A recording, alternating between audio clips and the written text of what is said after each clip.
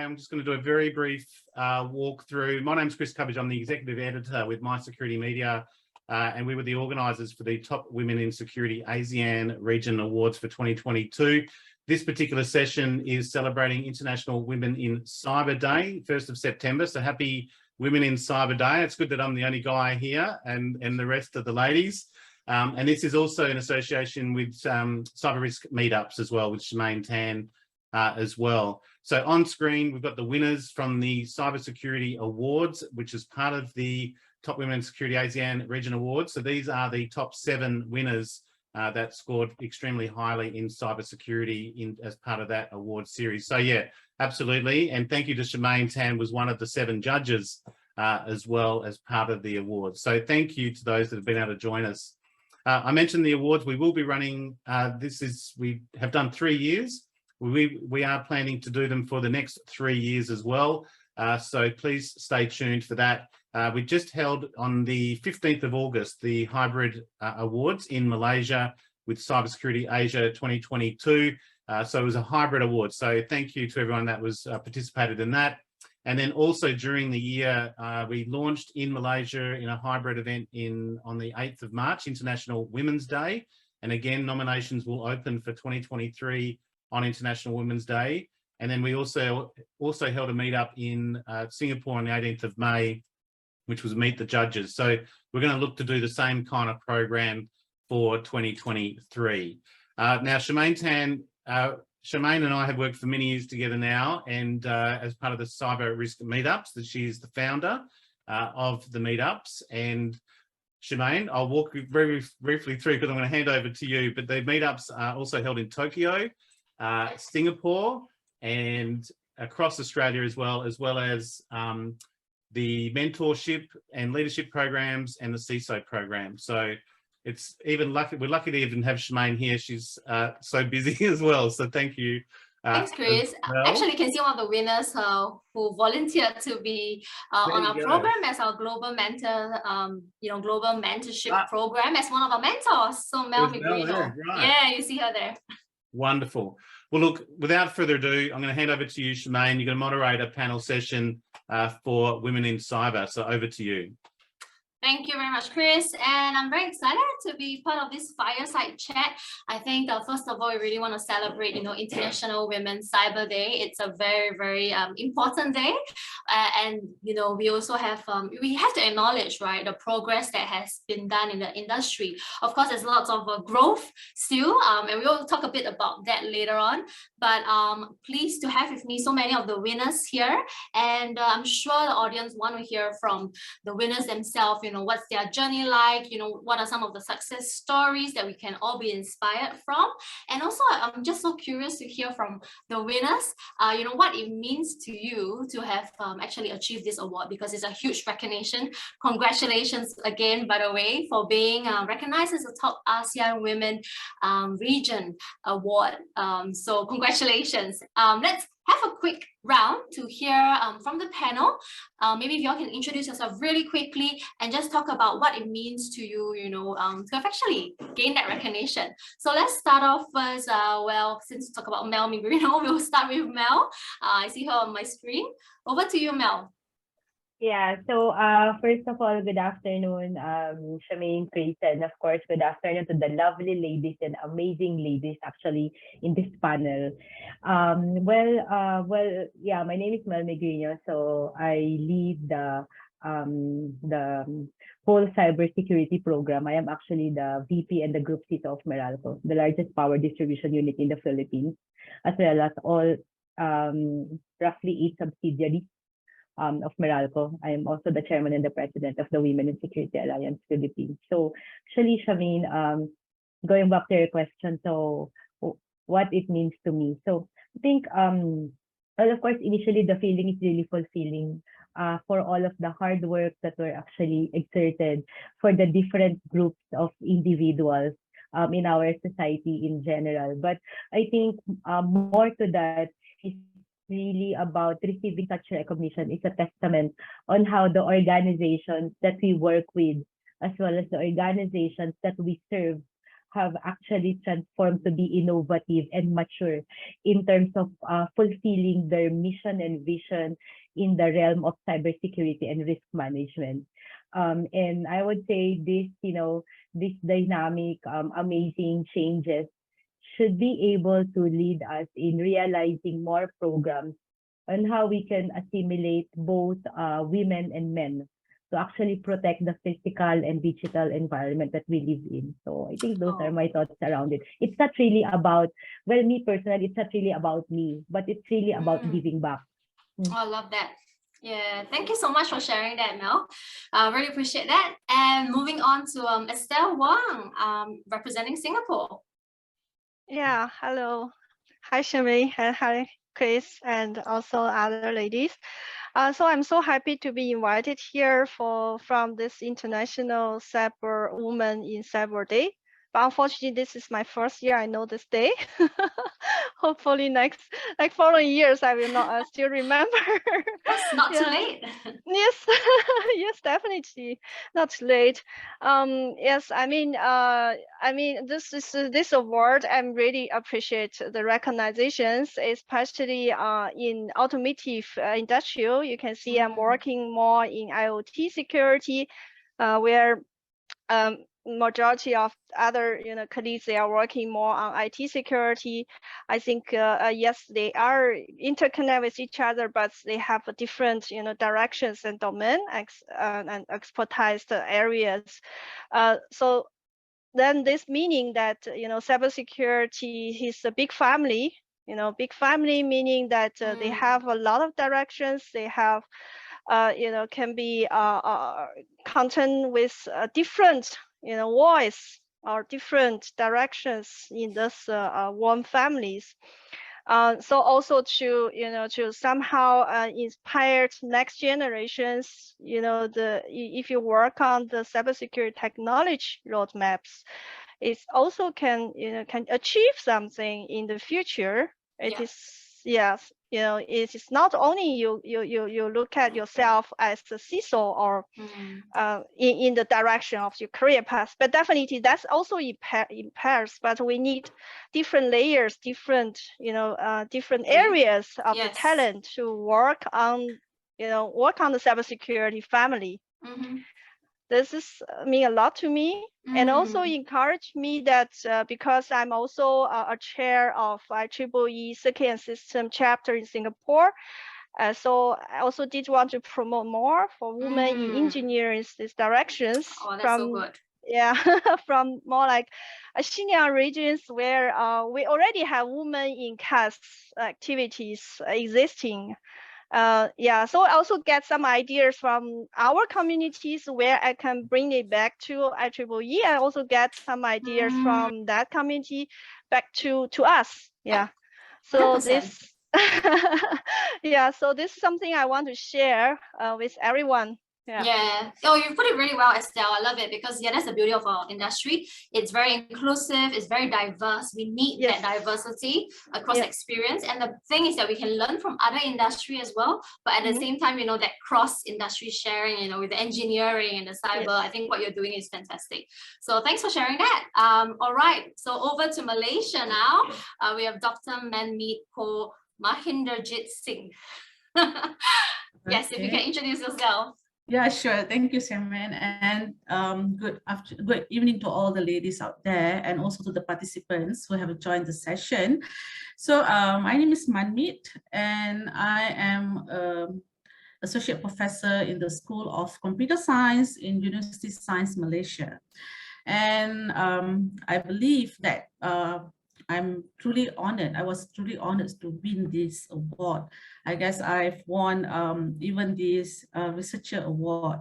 What it means to me is basically two main points. First of all is a great recognition for the effort of everyone who have directly and indirectly worked with me, especially to all my students. We are in the first layer as an educator to train young talent, especially women, to make them understand the cyber world out there, the cybersecurity domain as we speak of. And when you look into all this, being the first layer, I'm sure that whatever we instill in the young mind would take them through to the industries like what Estelle and Mel have mentioned. So yes, I think winning the award is a recognition, and it is a validation from industries that we are at the right path.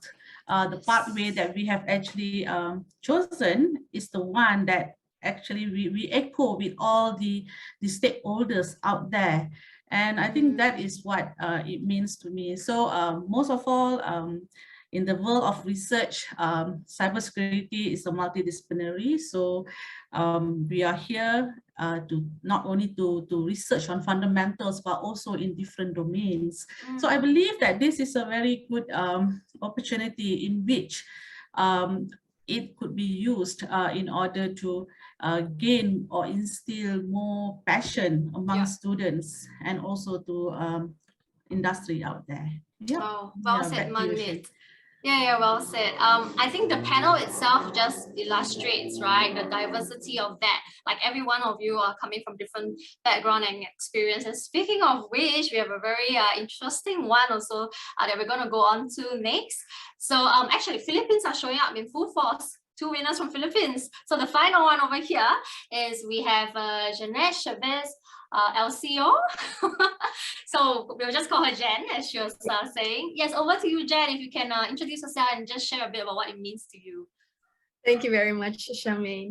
And good afternoon to everybody. Of course, Chris, thank you and Charmaine for organizing this virtual meetup, and to the ladies who are with me this afternoon, and to the rest of you who are watching. Hello. Well, this is truly very important to me. Of course, it is like I've been saying over the past weeks since Kuala Lumpur. This is quite a surprise. It means so much to me because, like what Dr. Namneet mentioned, and perhaps Estelle as well, and Mel, this is an affirmation of the body of works that we've done over the years that is related to cybersecurity and the protection of our people in the cyber domain. Also equally important, because I share this with one of the countries, the Philippines expert in cybersecurity, no less than Ms. Mel Megrino. I mean, to be just a co-winner, country awardee co-winner with Mel is really a extreme honor for me. And of course, I mentioned last time, I have an only daughter, and she was with me in Kuala Lumpur, and she is in the stage of deciding what to do, you know, in college and her profession in the future. And this is hopefully something that is inspiring or will inspire her, as well as the many others who are out there, women who have always thought that cybersecurity or anything that is tech or IT is merely for men or the domain of men. Being also part of the military establishment as a lieutenant colonel of the reserve force of the Philippine Army, this is very important because it establishes what women can actually contribute to this whole effort of cybersecurity, cyber defense. Oh, that's really awesome. You know, I think I had the privilege of actually looking at all the different nominations, and I must say it was so difficult because when I just keep getting more and more impressed as I was looking through the achievements, you know, and I was just so proud of the women in our industry because, you know, we talk about the imposter syndrome. You know, sometimes you feel, okay, I'm not good enough, or maybe I don't want to talk about certain achievement because there are others who have more impressive achievements. But I really want to commend the effort and the courage that actually all the women have put in terms of being able to highlight also their achievements and talk about it, and it really inspires so many others who are looking at them as role models. And not just that, our allies who have taken the time to nominate all of you and the different women and give you guys a chance, right, to be recognized for that. So it was so difficult. I don't know how, you know, so I would say you all have done fantastic to be recognized as the winners. But it's very encouraging to know we have such a good group also of fantastic achievers. And speaking of which, you know, let's go and talk about you know, how we have progressed, because everyone talks about, you know, the stigma, sometimes the unconscious bias that, you know, women face, and of course there are challenges, real challenges that we go through in different parts of our journey. We want it to be a very real heart-to-heart sharing here, so that we can, you know, people know that they're not alone in this as well. So if you can share of maybe a challenge that maybe, or something that has been an obstacle to you in the past, but how you have progressed from there, I think that would be really helpful. So who wants to go first? Oh, don't have to be shy. Okay, I'm going to arrow then. Let's go with Dr. Estelle. Okay, because I'm smiling, maybe you want to discover my secret. Yeah, you're looking friendly. Okay. Go for it. Okay. Okay. I don't see. How to say? I actually been with the industry work. I mean, life. Most challenging part is to maintain your stakeholders and to keep improve your soft skills, especially for conflict management.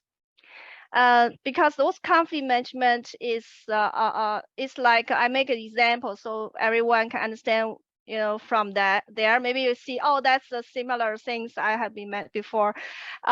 So you have a colleague and she or he doesn't report to you, yeah, so you don't have any reporting relationship, but you need to encourage her or him to work with you to deliver a concrete work packages in the end. I think this is quite a challenge in the beginning for me. You know, once you are still in, you know, in other industrial, maybe smaller ones, so you just listen to your boss. Your boss say yes, you go, and no, you don't go. But in this big MNC companies, it's not possible. You always, the task is not always coming down from your boss directly. So how to encourage the other people, inspire them to work with you, and then, you know, to deliver a concrete work packages which will without delay the timeline.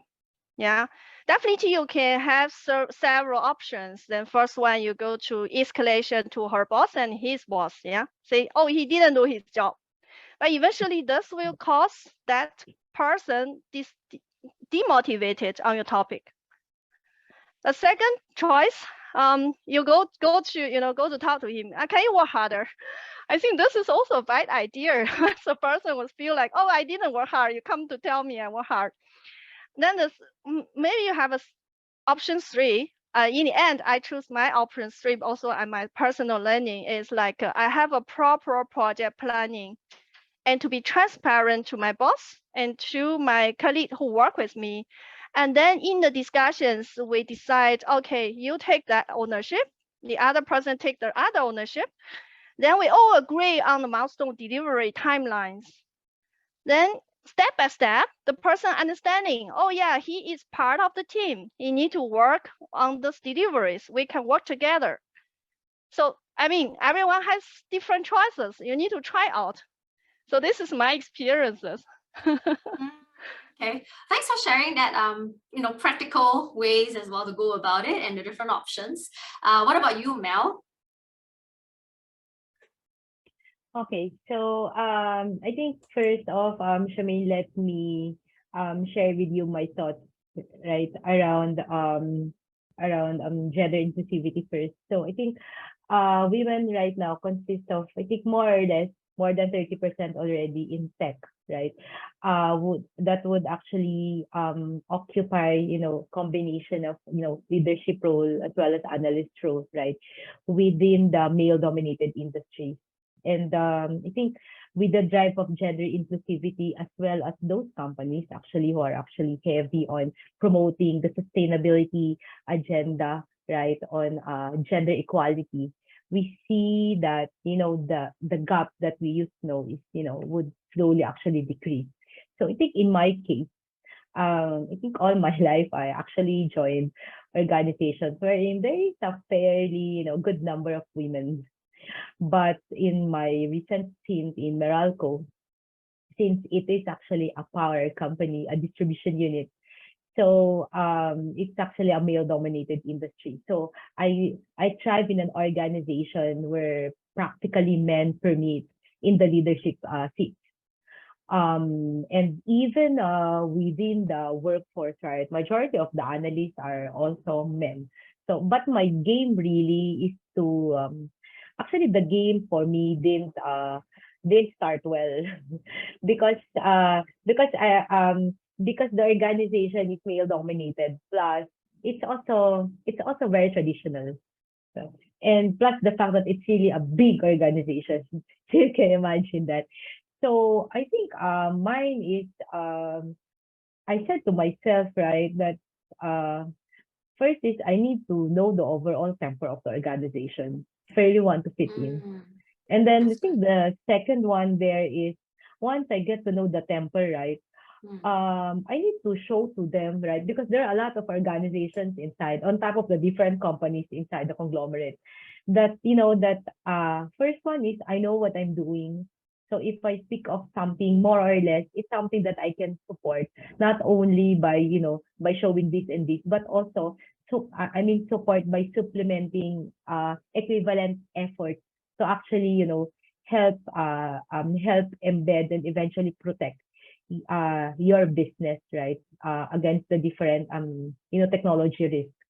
And I think so I work on that premise.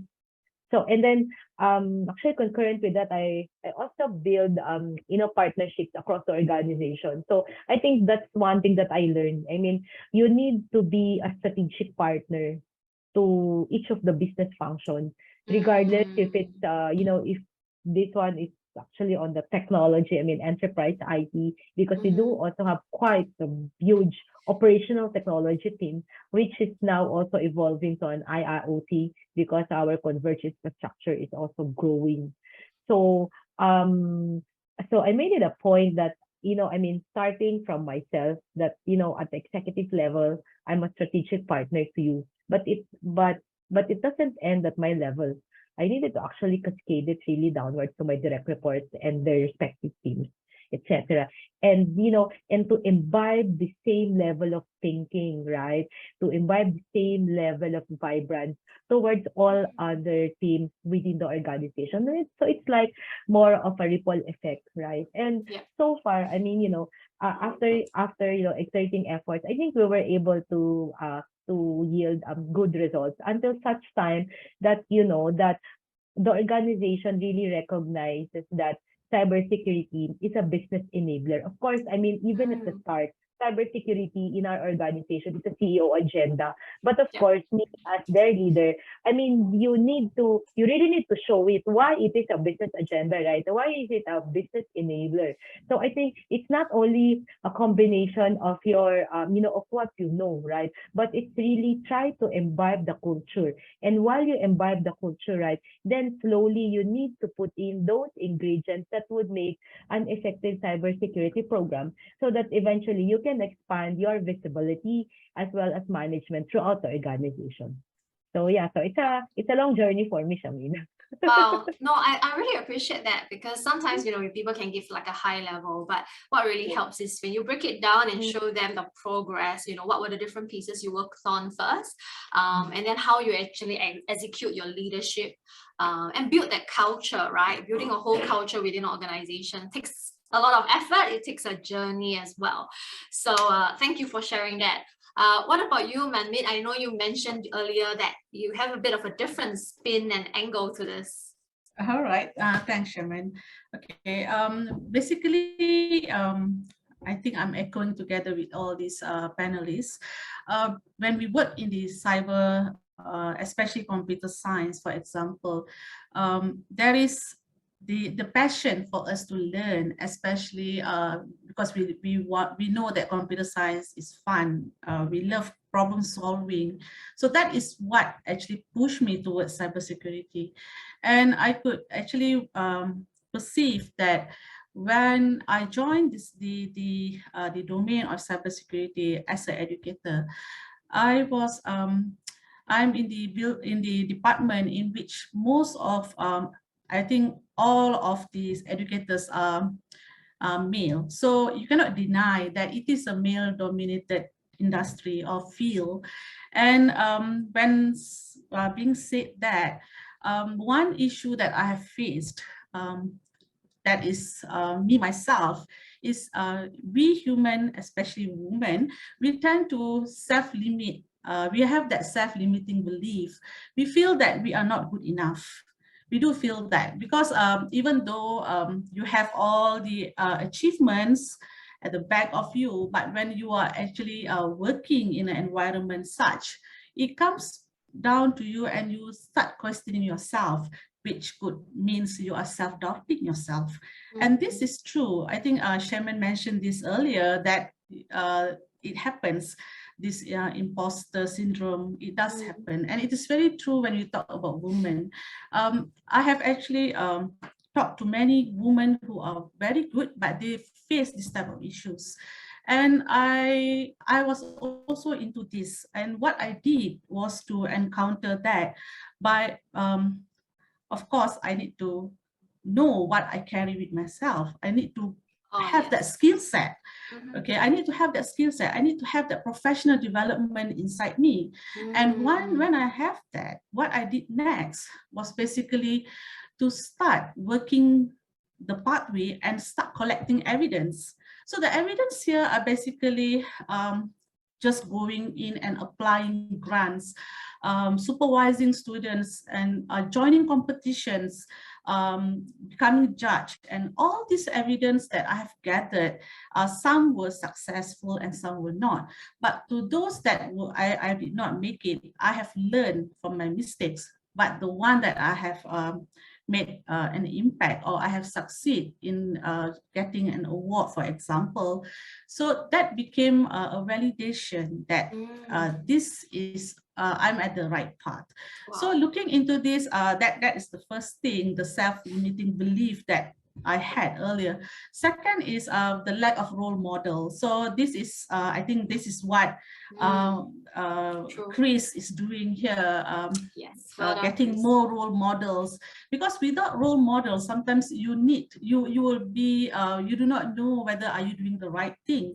Yep. But right now, as a mentor to some women organizations, so I have actually learned that I could actually instill what I have learned before and share with them what were my experience and make them see what they should do next. And I think finally is when you talk about this field, cyber field or cybersecurity, it is all about you yourself, sometimes the enemy within. So one thing you could do is always be positive, think about what is the worst case scenario that could happen if, let's say, you fail. So that will actually keep you more prepared, and you know, you could actually deal with anything that comes by.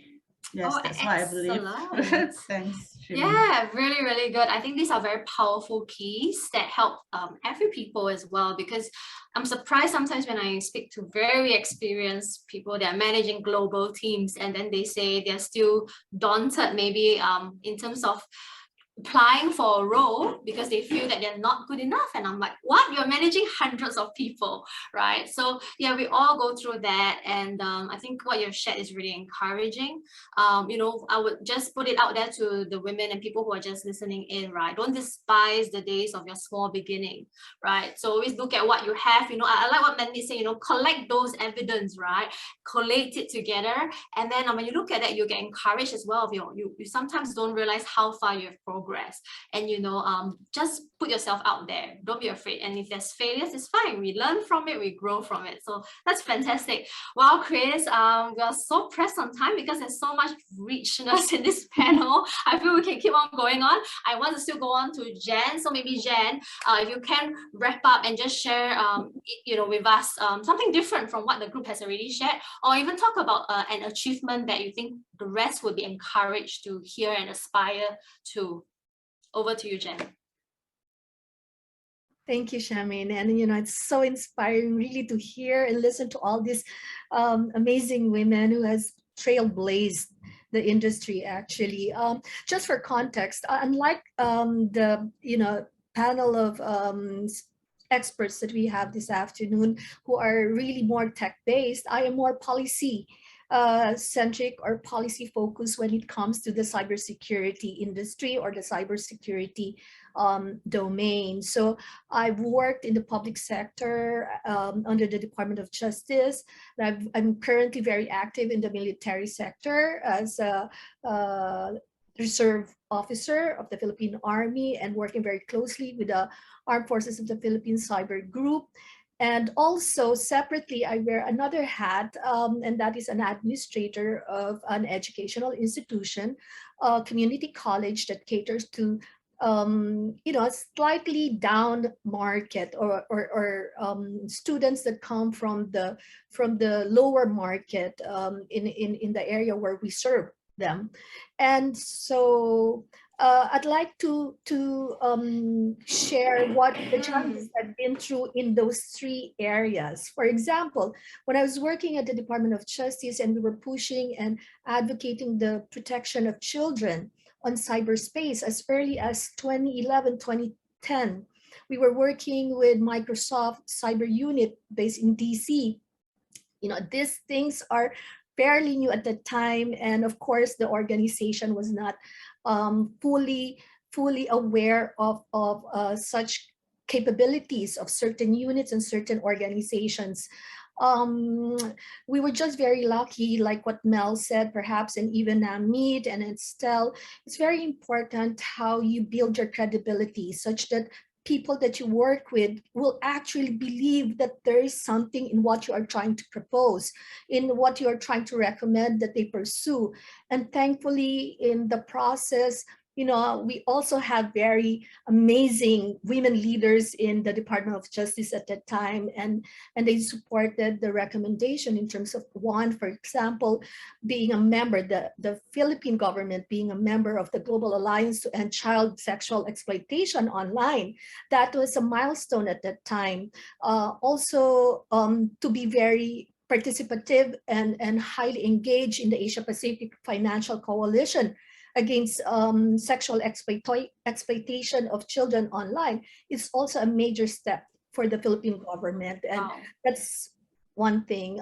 For the military, to be able to bridge and bring together, for example, tech experts, industry experts, and to be able to help the military organization level up their capability and capacity in terms of cybersecurity and cyber defense is also something that I feel, I had the opportunity of being able to bring to the table. I'm just so glad. Again, the credibility factor is quite important, I believe, as the rest of the women on this afternoon's panels mentioned. For those who are listening, for example, the young women out there, as what everybody has mentioned, it's very important that we build our track record as best as we can and with as much integrity as we can. Everybody has been talking about imposters. For the longest time, I have felt that, I shouldn't be talking about what I have done in this particular industry or in this particular sector or area of expertise, because, people might think, how do you claim that you are such? So I've been very quiet. This award is actually, like I said, very important to me because it affirms all the work that we have done and contributed to the work and to the advocacy. as a school administrator, lastly, one of the biggest challenges is working with a board or decision makers that are highly traditional and conservative. You know, during the pandemic, it was critical to level up digitalization, right? It's important that we do not have disruption in terms of our delivery of our learning services. And so, investment in a lot of the tech requirements is very, very expensive. But again, I'm very, very glad that we have a very highly intelligent decision makers. We have a highly intelligent board. We give them, you know, the basis for the decision. We tell them what is the contribution of being able to bring in a strong, for example, platform, learning management platform, and so on, upgrading the digitalization of all the system. Yeah. And at the end of the day, they recognize, you know, the numbers add up. And that pretty much, even if they're very conservative, traditional, they hardly understand the tech behind it. They said, okay, let's go for it. And now we are reaping the rewards of the investment and the work that we put in. So I'm just very grateful for that. And I'm grateful for all the support. Oh, thank you for sharing that. I think you just demonstrate also about, you know, how when you really understand the business, you also understand that there's a need for the adaptation, right, to a changing landscape, and then being able to bring and influence, right, maybe the more traditional business people with different mindsets, and then taking that journey with them so that we can all achieve the right outcome that you want for the organization. That's not an easy feat at all. That's really impressive, and I must say, you know, well done. And very, very happy to be able to hear all your different stories today. I think, Chris, you have brought together an amazing panel of people from around the region, you know, Philippines, Singapore, Malaysia, myself from Sydney. You know, thank you. We just want to mention, you know, we can't do this, right, without the support of people like you, Chris. So we wish there are more allies and advocates, and yes, definitely, you know, keep doing what you're doing. Here's to the next 3 years of more women that we're going to see being recognized across the region. We went over by a couple of minutes, but, you know, thank you so much for taking time out, all of you, to share your stories and experience. And back to you, Chris. Great, thank you very much. That was perfect. The recording will be available tomorrow. And I've just put the links in the show notes for the booklet, even just going through that booklet with the top 30 and then the award winners and even the judges as well. Again, I think it represents ASEAN very, very well. There was a couple in the audience. I saw a couple of surnames there because we didn't get much representation from Vietnam, and I'd like to get a little bit more exposure in Vietnam. But otherwise, we had country winners from most other countries other than Myanmar and Laos. So that's where we want to try and pick up next year. So please have a look at those links, and we'll stay in touch. The nominations for 2023, International Women's Day on the 8th of March, 2023. So thank you very much. We'll sign off. Thanks, everyone. Thanks, everybody. Lovely seeing you again. Bye. Bye.